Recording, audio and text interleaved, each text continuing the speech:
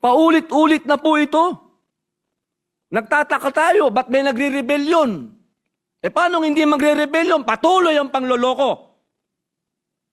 Sa sambayan ng Pilipino, ang layunin po ng privilege speech na ito ay public information. Para malaman ninyo ang mga tanong, para makita ninyo ang mga kailangang baguhin, at para malaman ninyo na may mga ginagawa tayong hakbang para hindi na ito muling maulit. At sa mga ahensya at operator, ang pananagutan ay hindi personal na atake. Ito ay hinihinging karapatan ng mamamayan sapagkat nasa ating konstitusyon ang mahusay na transportasyon. Kapag buhay ang nakataya, parang awa nyo na. Kawawa na itong mga taong ito. Paulit-ulit na lang. Ginoong tagapangulo, mga kapwa ko senador, inihiling ko po ang suporta ninyo para sa inyong mga kapatid na Moro. Para sa isang masusing inquiry at sa mga reformang kailangan nating ipasa. Ang dagat ay biyaya. Ngunit kapag pinabayaang maging legal, ang kapabayaan, ang dapat na buhay, ang dagat ay nagiging libingan. Hindi na natin ito hahayaan. Huwag po natin itong hayaan. Huwag po natin itong makalimutan. Maraming salamat po, Ginoong Pangulo at sa ating pinunong mayorya. A'udhu billahi minasyaitanir rajim. Bismillahirrahmanirrahim. Alhamdulillah rabbil alamin. Bismillahirrahmanirrahim. Wassalatu wassalamu ala rasulillahi. Assalamualaikum warahmatullahi wabarakatuh. Mga kapwa ko senador at sa sambayan ng Pilipino, ako po ay tumatayo sa pulpitong ito sa bisa ng isang pribilehiyo. Ito po ay hindi pang press release lamang. Hindi po ito pang social media postings. Ito po ay pagharap sa katotohanan.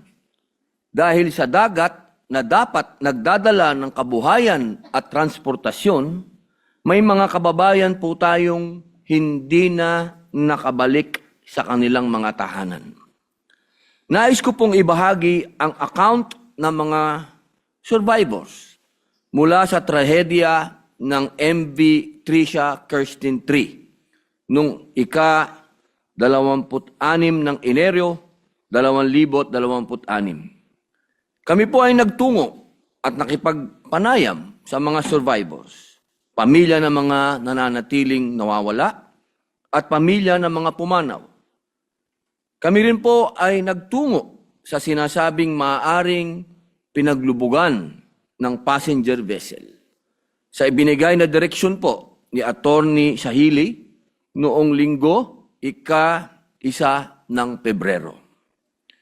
Ginoong Tagapangulo, ang MV Tricia Kirsten 3 ay isang passenger ferry na pag-aari po at pinatatakbo ng Allison Shipping Lines Incorporated. Sakay ang daan-daang Pilipino, mga nanay, tatay, estudyante, manggagawa, mga bata, na ang hangad lang ay makatawid, makarating sa kanilang pamilya at gampanan ang kanilang panlipunang responsibilidad. Sila po ay bumiyahe mula Zamboanga City patungong Hulo, Sulu. At sa kasamaang palad, lumubog po sa karagatan malapit sa Baluk-Baluk Island, Basilan. Ang trahedyang ito, Ginoong Pangulo, 51 na po ang kumpirmadong patay. Nasa 316 ang kumpirmadong nailigtas. Salamat po sa pagkilos ng ating mga rescuer at sa mga lokal na bangkero at mangingisda na unang nag-abot ng kamay. Ngunit kahit may nailigtas, hindi nito nabubura ang sakit. May mga pamilyang nag-aantay pa rin. May mga pamilyang ang hinahanap sa gabi-gabi, araw-araw, ay katahimikan at hustisya. Nagpapasalamat po tayo sa probinsya ng Basilan at sa siyudad ng Isabela City. Sila po yung mga unang rumisponde sa rescue. Ang Allison Shipping Lines Incorporated ay nasa industriya ng shipping mula pa ng ito ay itatag noong 1976. Ang mahabang panahong ito sa operasyon ay dapat sana'y nagsilbing garantiya ng ligtas na conduct ng maritime activities. Subalit, ayon mismo kay Secretary Lopez ng Department of Transportation, nasangkot ang Allison sa 32 insidenteng pandagat mula noong 2019, kung saan ang pinakahuli ay ang paglubog ng MV Tricia Kirsten 3. Noong 2023 lang, nasunog ang isa pa nitong barko na MV Lady Mary Joy habang patungong Hulusulo, na may sakay na mahigit 249 na pasahero, kasama po ang crew. 33 po, 33 pasahero po ang nasawi sa nasabing insidente. Ginoong Pangulo, bakit po ito nangyayari? Sa ilang ulat, sinabi po na overloaded daw. Sa ibang salaysay, sinabing may kakulangan sa manifesto o may mga pangalan na wala sa listahan. May nagsasabing maalon, may nagsasabing kalmado ang dagat. At mayroon din nagsasabi na double sa nakatakdang kapasidad ang kargo na isinakay sa barko. Ngunit sa gitna ng iba-ibang pahayag, iisa po ang malinaw. Sa oras ng panganib, ang tao ay umaasa na lamang sa sarili nila at sa kapwa. Dahil kulang ang gabay, kulang ang sistema, kulang ang proteksyon. Ayon po sa mahigit kumulang na 30 survivors at family members na aming pong nakapanayam sa isinagawa naming consultative meeting sa Zamboanga, isa lamang po ang nangibabaw sa tinig. Justice, hustisya. Hustisya mula sa Allison Shipping Lines Incorporated. Hustisya mula sa mga kinauukulan na tila ba ay kinukubling impormasyon sa sambayanan. Naglilikha ng agam-agam ang kakulangan ng opisyal na pahayag ng mga sangkot at ng mga dapat managot. Naghahalo-halo ang impormasyong ipinapakalat sa social media. At ang mga totoong nangyayari ay hindi na napapahayag.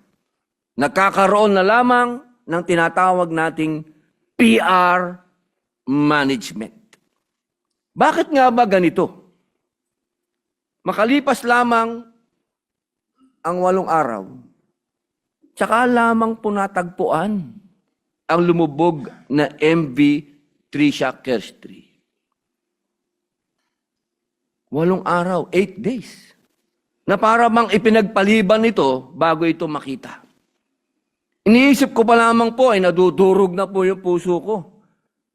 Dahil habang tinitingnan ko po yung mga survivor na nagpunta na po dito sa Senado, ang isa po dyan ay asawa ng judge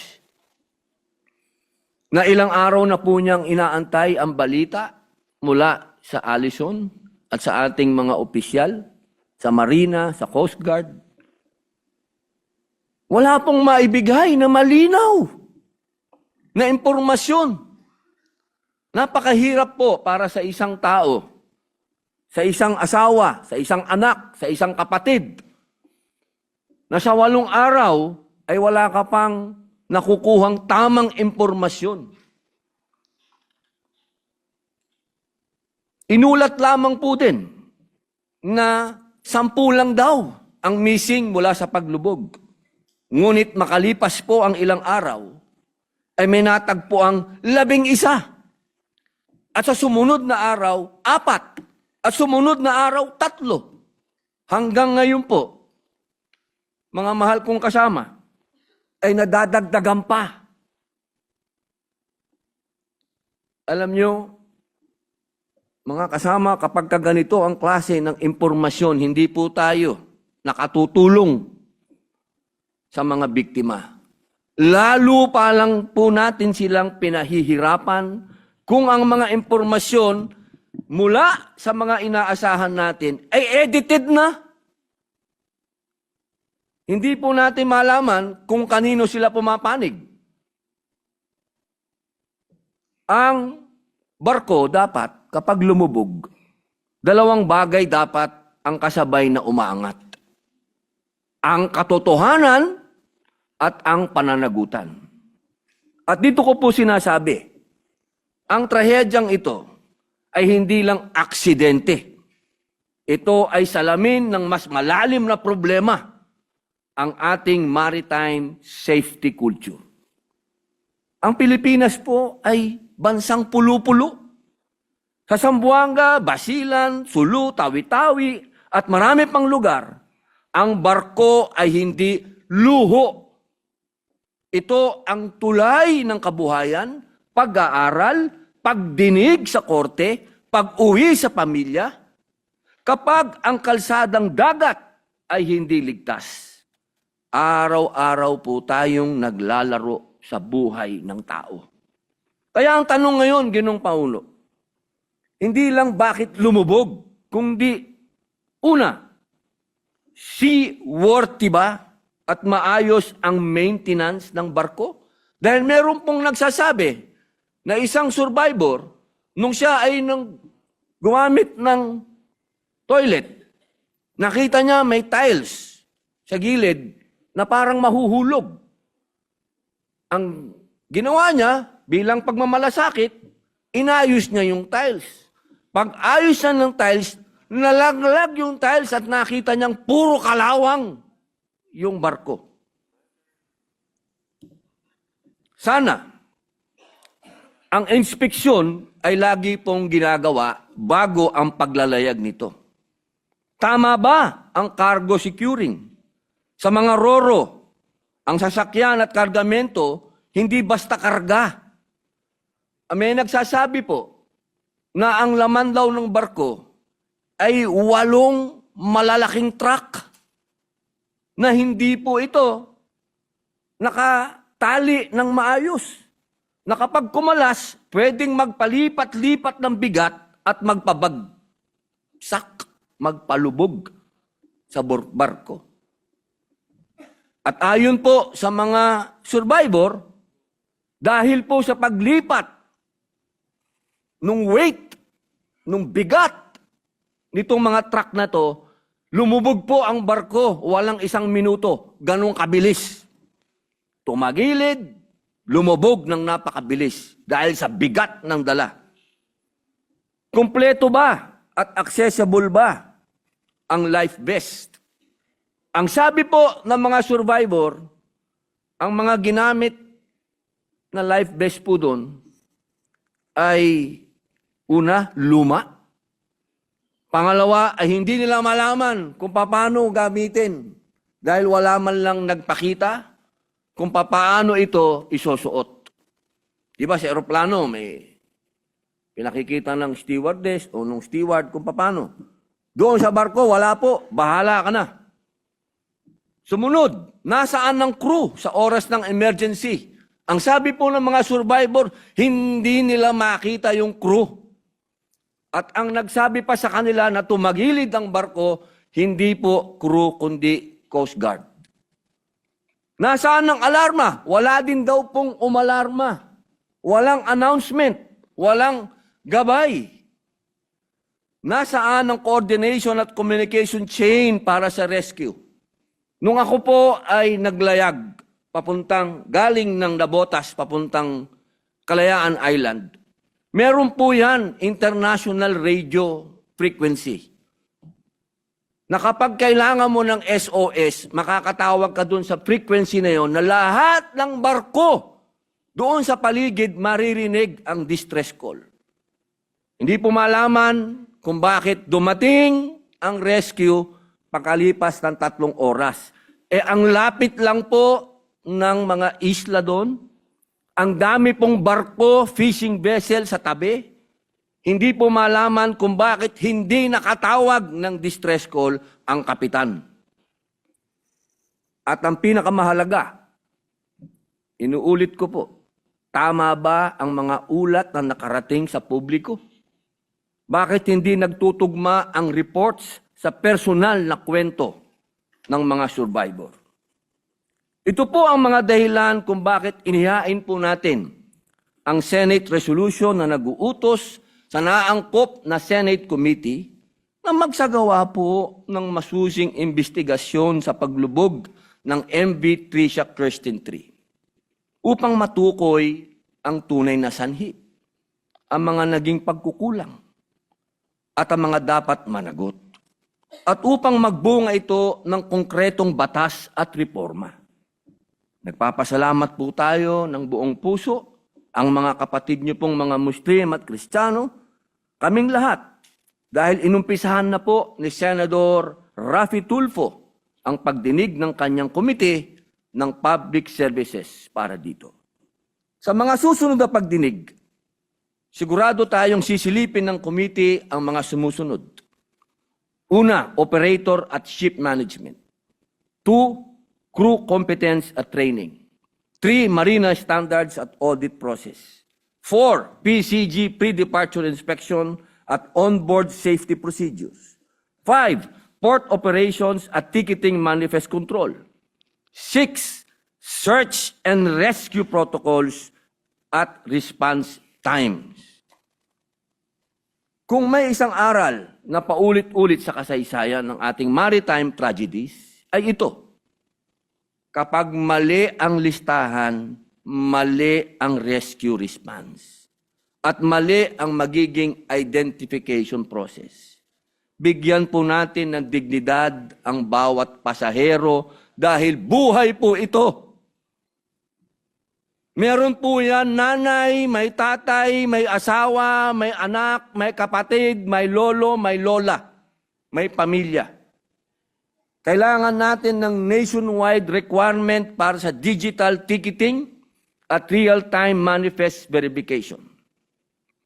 Walang makakasakay ng hindi na-validate. May cross-check sa boarding gate. May access ang PCG at local disaster offices sa real-time passenger count. At may mabigat na parusa sa operator na papayag sa extra na pasahero sa labas ng sistema. Hindi sapat na kumpleto sa papel. Dapat kumpleto sa aktual at madaling kunin sa loob ng ilang segundo. Standardized, hindi makeshift, hindi nakalak at clearly mark ang mga life vest stations. Dahil ayon po sa mga survivor, ang iba ay nakalak. Ang iba pong mga lifeboat ay plywood. Mandatory safety briefing sa bawat biyahe. Regular emergency drills para sa crew at random compliance and checks. Sa Ro-Ro vessels, ang sasakyan at kargamento ay bigat na maaring magdulot ng trahedya kung sobra sa capacity at mali ang pagkakatali. Mas mahigpit po na rules sa vehicle capacity, lashing, inspection bago umalis, at documentation. Random, stricto, at mas pinadalas na checking at penalties kapag substandard ang securing. Stability, compliance, lalo na kapag nag-iiba ang load at distribution. Napakahalaga po kasi ng balance at tamang load sa barko. Hindi po pwede na basta-basta lang tayo maglalagay dyan ng mabibigat, nang hindi tama yung balanse dahil katulad po na nangyari, tumaob yung barko. Panglima, kung may distress call, dapat may standard clock. Ano ang unang dispatch? Ano ang pinakamalapit na asset?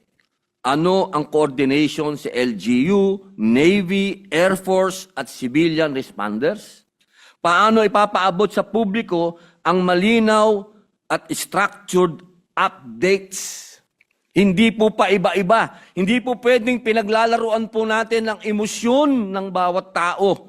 Hindi po madali ang mag-antay ng balita sa kapamilyang nawawala. Pang-anim, insurance at assistance na makatao.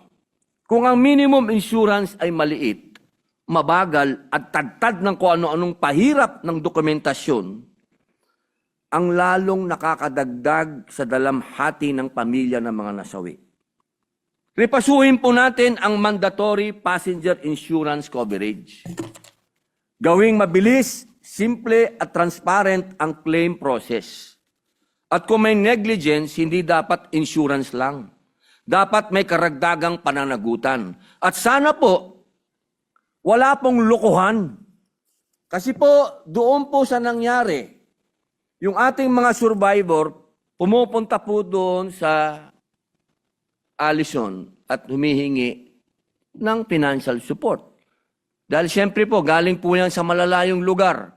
Katulad po nung asawa ng judge, galing pa ng Lanao, pupunta doon sa Zamboanga, babiyahe ka. Pagdating doon, kailangan mong hotel, kailangan mo, may mga kasama ka, Muslim po yan. Hindi po pwedeng umalis ang babae ng Muslim na walang kasama. Kailangan, lagi po yan may kasama. Kukuha yan, kakain yan. Eh, nung pumunta po doon sa Allison para humingi ng assistance, pambihira, bibigyan mo ng 10,000. Meron pang isang survivor dyan, nung humihingi ng assistance, bibigyan nga ng pera. Nung tiningnan niya yung pipirmahan niya, yun na pala yun. Kumbaga, yung 10,000 mo, yun na, pumapayag ka na. Yun na yung ano mo. Yun na yung waiver mo na hindi ka na magreklamo. Anong klaseng lukuhan yan? Porket alam nating taga-probinsya itong mga ito, lolokohin natin. Pangpito, safety culture. Dapat pong maisabatas at madiin sa enforcement ang prinsipyong na ang barko ay hindi dapat bumabiyahe dahil pwede. Bagkus bumabiyahe po ito dahil ligtas. Ginoong tagapangulo, ang sakit po ng pamilyang nagluluksa ay hindi lang dahil may namatay. Mas masakit dahil may mga tanong na walang sagot. At kung may sagot man, bulahan. Mas masakit din dahil may pakiramdam na pwede na sanang naiwasan. Ipakita natin po na tayo po rito sa Senado ay narito para sa kanila. Hindi lang para makipagluksa, kung hindi magsaayos. Hindi lang para mag-imbestiga, kundi para mabago ang sistema. Paulit-ulit na po ito. Nagtataka tayo, ba't may nagre-rebelyon? Paano hindi magre-rebelyon? Patuloy ang pangloloko. Sa sambayan ng Pilipino, ang layunin po ng privilege speech na ito ay public information. Para malaman ninyo ang mga tanong, para makita ninyo ang mga kailangang baguhin, at para malaman ninyo na may mga ginagawa tayong hakbang para hindi na ito muling maulit. At sa mga ahensya at operator, ang pananagutan ay hindi personal na atake. Ito ay hinihinging karapatan ng mamamayan sapagkat nasa ating konstitusyon ang mahusay na transportasyon. Kapag buhay ang nakataya, parang awa nyo na. Kawawa na itong mga taong ito. Paulit-ulit na lang. Ginoong tagapangulo, mga kapwa ko senador, inihiling ko po ang suporta ninyo para sa inyong mga kapatid na Moro. Para sa isang masusing inquiry at sa mga reformang kailangan nating ipasa. Sa pagkakataong ito, gusto ko pong muling pasalamatan si Senador Rapi Tulfo at ang kanyang Committee on Public Services sa agarang pansin sa sakunang ito. Lalo na po ang inyong ibinigay na pagkakataon para makapanayam ang ating mga survivors. Saludo po kami sa inyong dedikasyon para sa bayan. Ginoong Tagapangulo, ang dagat ay biyaya. Ngunit kapag pinabayaang maging legal ang kapabayaan, ang dapat na buhay, ang dagat ay nagiging libingan. Hindi na natin ito hahayaan. Huwag po natin itong hayaan. Huwag po natin itong makalimutan. Sa huli, manalangin tayo para sa mga pumanaw. Allahumma gfirli, lahum warhamhum. At para sa mga naiwan at mga nakaligtas na bigyan sila ng lakas, katarungan at kapanatagan. Maraming salamat po, Ginoong Pangulo. Senator, we recognize Senator Joel Villanueva. Thank you, Mr. President. Unang-una po, Ginoong Pangulo, nais kong ipaabot ang ating taus-pusong pakikiramay sa 51 individual na nawala o naging biktima ng kamatayan dito sa isang napakabigat na trahedyang ito. Nais din po nating ipaabot sa ating kasamahan, Senator Robin Hood Padilla, ang ating taus-pusong pakikiisa at in solidarity, Mr. President, and we commiserate with our distinguished colleague and join our distinguished colleague from Bicol region and Nueva Ecija in looking for solutions and answers to a lot of questions that he raised, Mr. President. Saludo po tayo sa kanya, Ginoong Pangulo, sapagkat nung nakaraang linggo ay napag-usapan namin ito on the sidelines, and he actually told me, Mr. President, that he is indeed going to Zamboanga to look into this. Kaya po, nagpapasalamat po tayo sa kanya bilang representative ng Senado para ipakita sa ating mga kababayan doon na we are not being remiss of our duties and responsibilities in ensuring, Mr. President, na may karamay po sila. Mr. President, may I just be allowed to ask some clarificatory questions if my distinguished colleague would yield to just 1-2 questions, Mr. President. Opo, isa pong kaligayahan ng ating mga biktima po nito na marinig po ang inyong mga katanungan. Una po, muli babanggitin ko po na sinasamahan ko ang ating kaibigan at kasamahan dito sa Senado sa pagkondena sa napakasakit na trahedya na nangyari sa ating mga kababayan. Nag-a-agree po ako na kung nasusunod ang ating mga patakaran, ang mga batas na naririyan na, hindi naman po siguro nangyari ito, Ginoong Pangulo. Nakakakulo po ng dugo sapagkat ang Pilipinas ay mayroong mahigit 7,100 islands at alam natin na ang paglayag sa barko, ang transportasyon using boats, Mr. President, is a usual and normal transportation being used by our kababayans. And if I'm not mistaken, as I was listening attentively to the privileged speech of the gentleman from Bicol and Nueva Ecija, Mr. President, binabanggit po niya na yung pong kumpanya na Allison Shipping Lines ay nagkaroon na ng 32 insidente, Mr. President. Is that a correct figure, Mr. President? Opo, yun po, ayon po yun sa Marina at nagbigay po sila ng pahayag na patuloy po ito na nagkakaroon ng mga insidente po sa karagatan. 32 insidente. Ang huli po bago itong nangyari noong 2023 ay yung pong MV Mary Joy. Opo. 249 passengers and crew, 33 ang patay. Opo. Ngayon pong 2026, 51 na po ang patay. At ilan po ang missing dito, Mr. President? Alam na ho ba natin dahil binanggit niyo po kanina, sinabi 10 lang ang missing pero 15 yung lumabas. At hindi pa ho natin alam kung, alam nyo, masakit ng mamatayan, mas masakit pa yung hindi makita yung bangkay ng iyong mahal sa buhay at hindi mo alam kung missing ba siya or what. Opo, ang noong kami po ay nasa Zamboanga, ang sabi po nila noong, kasi marami pong lumabas, marami pong lumitaw na mga pamilya doon, na ang sinasabi po nila ay sumakay daw po yung kanilang pamilya doon. Tinatanong po namin sila, meron po ba kayong katibayan dahil wala po sa manifesto? Ang sabi nila, ang nangyayari daw po at laging practice na, pagdating na daw po sa barko, doon daw po kumukuha ng ticket. Kaya wala po sila doon sa manifesto. Mr. President, if I may interject right away, wala hong manifesto. Meron pong manifesto pero hindi po yun yung tamang bilang. Totoong bilang. Opo, sapagkat doon po sa barko mismo ay nagbebenta po ng ticket. Doon na po, pagka nakalayag na, ay hindi po dapat ganun eh. Opo. Kasi dapat yan po ay on the spot, chinecheck mo yung ticket, yung pasahero pagsakay.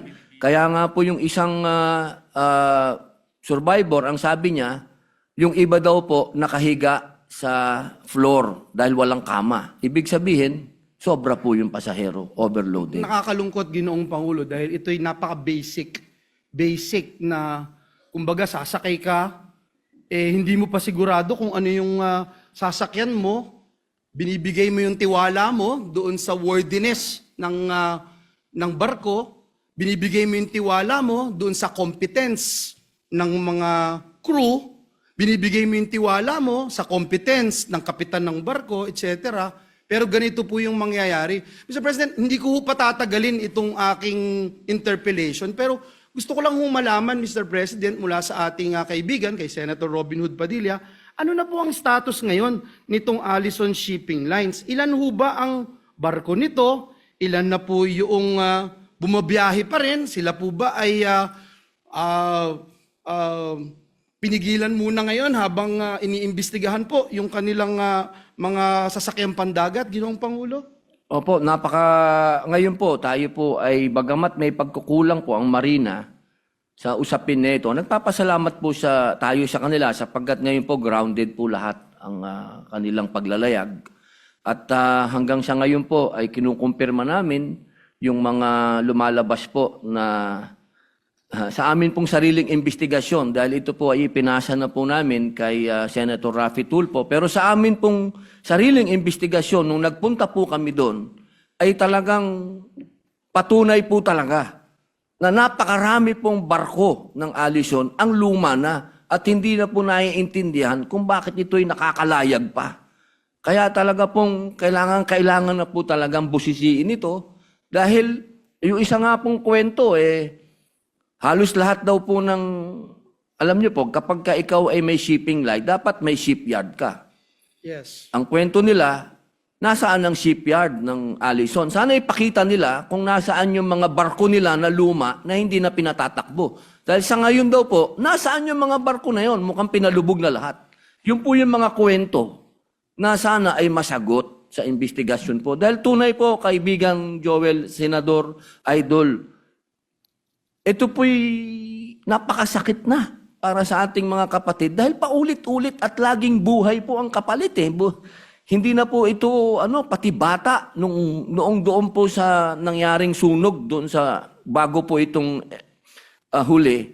Bata naman po ang nasunog. Hindi po ito biro, ito po'y mga tao, mga kababayan natin. Kaya ako po'y nagpapasalamat at kayo po'y nandyan, Senator kaibigan. Kasama niyo po tayo sa pagtingin at pag-focus dito sa mga gaps na ating nakikita. But these gaps, Mr. President, are very basic. Very basic. 1+1 yun na siguraduhin mong may life vest. 1+1 yun na siguraduhin mong hindi overloading. Sa dami po ng aksidente na nangyari sa karagatan, ang pinaka nakakalungkot, parang pare-pareho lang po yung dahilan kung bakit nangyari.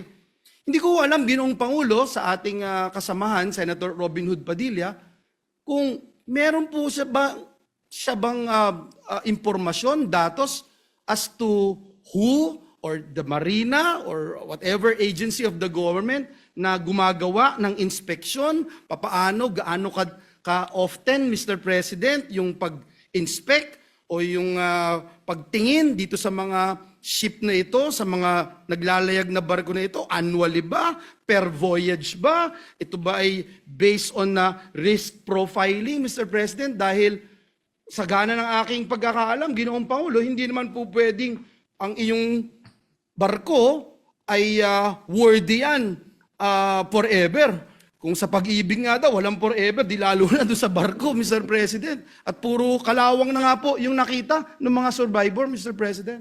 Tama po. Yan po yung gusto natin talaga maripaso dito. Sapagkat kung ginagawa po ng Marina ang kanilang mandato, hindi po mangyayari ito. At kung ginagawa din po ng ating PCG ang kanilang mandato na inspeksyonin yung mga taong sumasakay. Kasi ngayon po, kasama po yan eh. Bawat layag po ng barko, may inspeksyon po yan. Yes. Opo. Yun po yung ating ipinapanukala ngayon, atin pong inilalapit sa komite ni Senator Raffy Tulfo, dahil kung ginawa nila yung mandato nila, hindi po nangyari ito. Kasi kumpleto na po tayo sa batas eh. Kumpleto na po tayo sa mga alituntunin, sa mga mandato. Bakit pa ulit-ulit? Bakit merong ganito na nakakapagbenta ka pa ng ticket dun sa taas at nakakapag-overload ka? Yan po yung mga bagay na kailangan sagutin sapagkat ano po ba ang kulang pa? Kapag hindi po ito nasagot kaagad, kasama, alam po nating meron ng under the table na naman dito. Ang usapin dito, nakakalusot-lusutan na naman tayo. Doon na naman ba tayo babagsak? Na kapag may nangyari, hihigpit.